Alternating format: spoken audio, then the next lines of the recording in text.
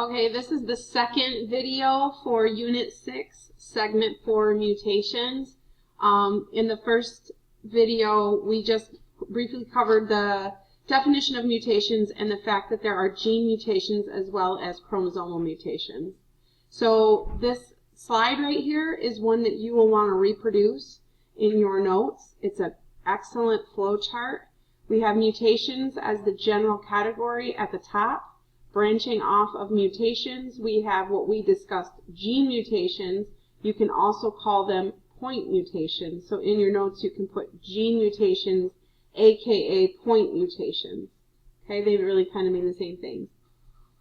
And then on the other side, in the other branch, you have chromosomal mutations, large portion segments of the chromosome. From point mutations, you can have substitution, or you can have the two frame shift types. What are the two frame shift types? They are deletion and duplication. So those are all gene mutations. So when you see examples of these, you're actually going to be looking at the nucleotide directly. On the other side, with the chromosomal mutations, you're really going to be looking at the large scale chromosome and segments of the chromosome. So you're not going to be really looking at close enough to see the nucleotides really in any of the examples that I'm going to be showing you in class.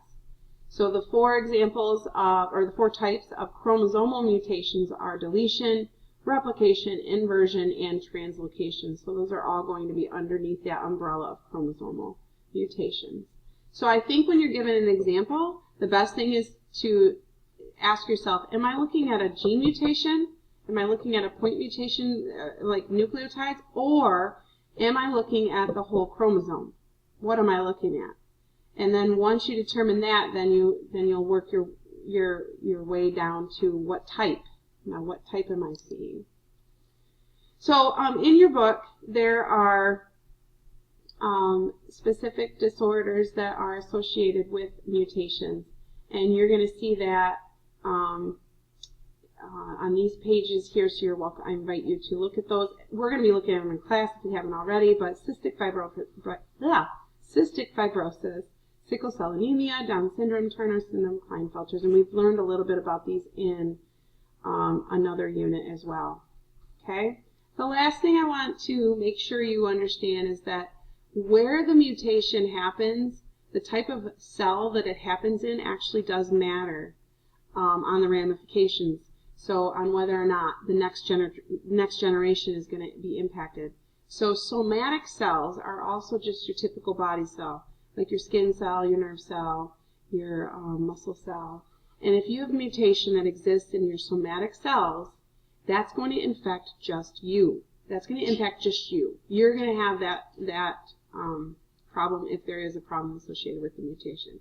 But if the mutation exists in the gametes, the sex cells, your egg and the sperm, okay? If they exist there, that mutation, guys, is going to be one of the kickstarter cells for the entire organism, right? It starts with a sperm and an egg. And if you've got mutation in that sperm, for example, that individual that results from the sperm and egg meeting is going to have that mutation in every single cell of their body. So gametes, you need to protect them. Okay, the sex cells, you don't want to be around any carcinogens for those. You don't want to be around any mutagens. Gametes will have ramifications for the next generation. And that is it, my friends.